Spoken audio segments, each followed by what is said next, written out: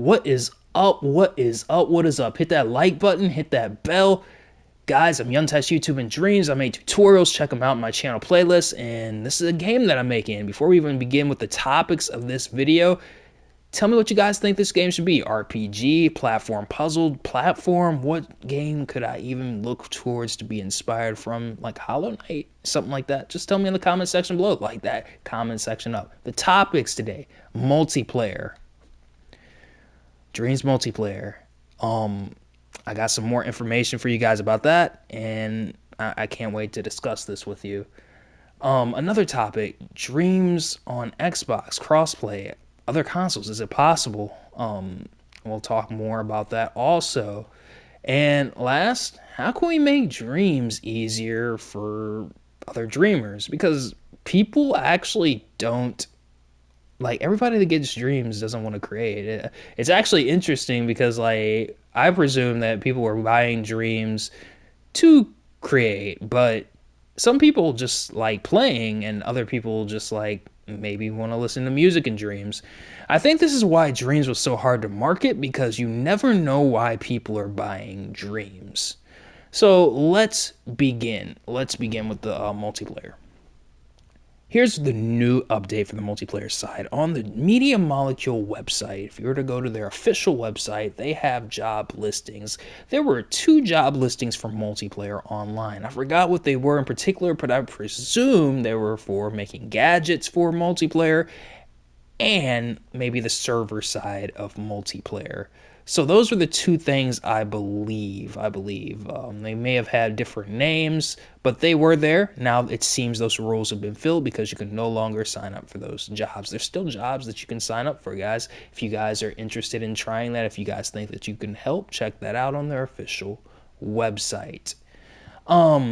Previously they had said, not publicly, but they have said things like Dreams multiplayer will require PS Plus, and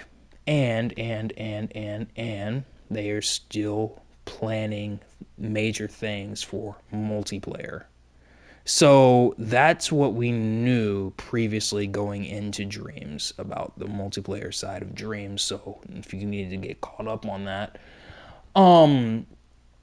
Next, dreams for the Xbox, other consoles, crossplay, even with the PS5 and PS4, whenever the PS5 updates, how is this going to work? How will a PS5 version of Dreams even be able to play with PS4 players? Is there going to be a different Dreamverse for everything? This is why crossplay comes into mind. This is a this is probably something that's going to be really hard to do. And I'm not sure what job listing, like they might not even have a job listing for this. They might actually have to make like a PS5 job listing, and you might want to like look out for that kind of stuff for whenever we might see an update for the PS5 and stuff. But I presume that the Dreamverse is all going to be like everybody's going to be in the same place, because then that's going to raise the numbers for everything whenever people are playing and stuff, and people want more players and stuff. So, and I'm sure Media Molecule does too. So even PC and stuff like that. So I presume crossplay would bring you to the same Dreamverse. Like there wouldn't be, a PS5 Dreamverse and a PS4 Dreamverse. But some games, I guess, would be PS5 only. Like we see VR only. You can only play this if you have the VR. So I'm guessing that's how this would work. Could this split the Dreams fan base up? A lot of people are saying the VR split the fan base up. Now everything's in VR. We have to also remember that that usually only happens whenever things first come out. Like whenever we see, people want to like test stuff out, and then usually after that, we'll see, it get back to normal. But with so many people probably gonna have getting a PS5, I think we'll see more of a major shift to the PS5, because Sony themselves said that they want to get people onto the PS5 as soon as possible. So I presume it's not actually going to be an issue, and Media Molecule's also going to be talking to Sony like, how many PS5 players do we have now? And they'll be looking at that also, I'm guessing. So I'm going to just guess that this isn't really that much of an issue, worrying about Dream's fan base being split up and whatnot. Next, how can we make dreams easier for dreamers? Hold up, guys. Let me get my charger for my controller. Um,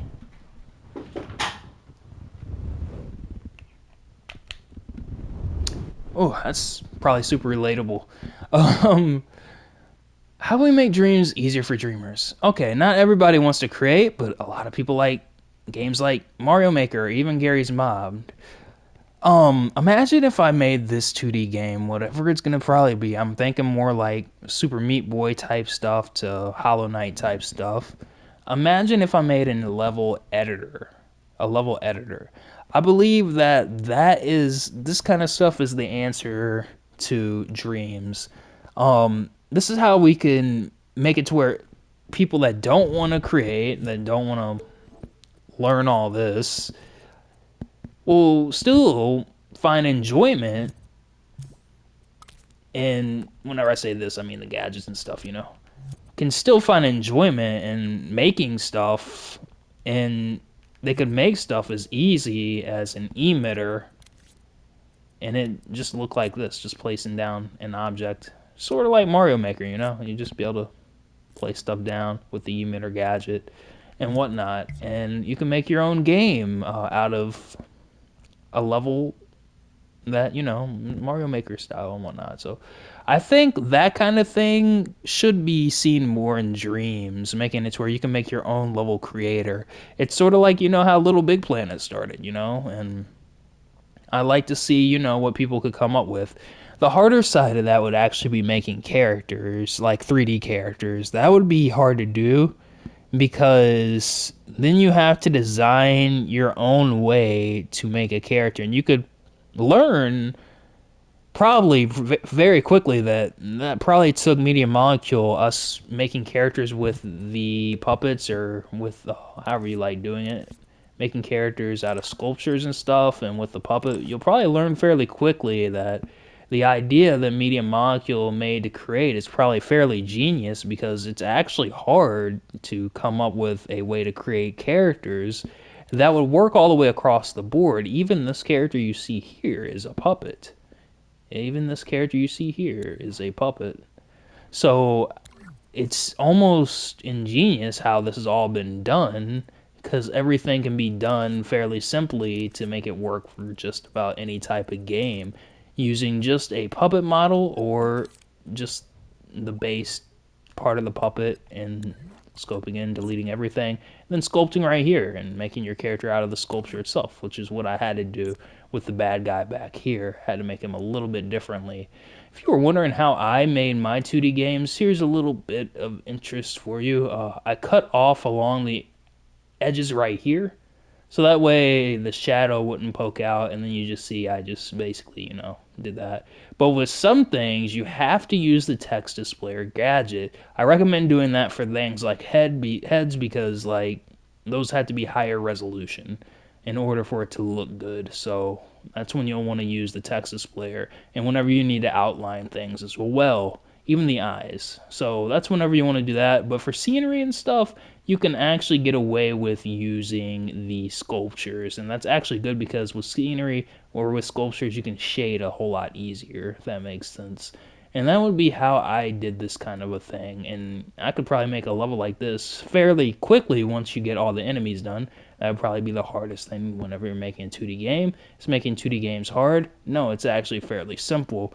Use a camera pointer and turn this on and set it to this, and then mess with your camera settings right here, and you're just about there after you've made the art.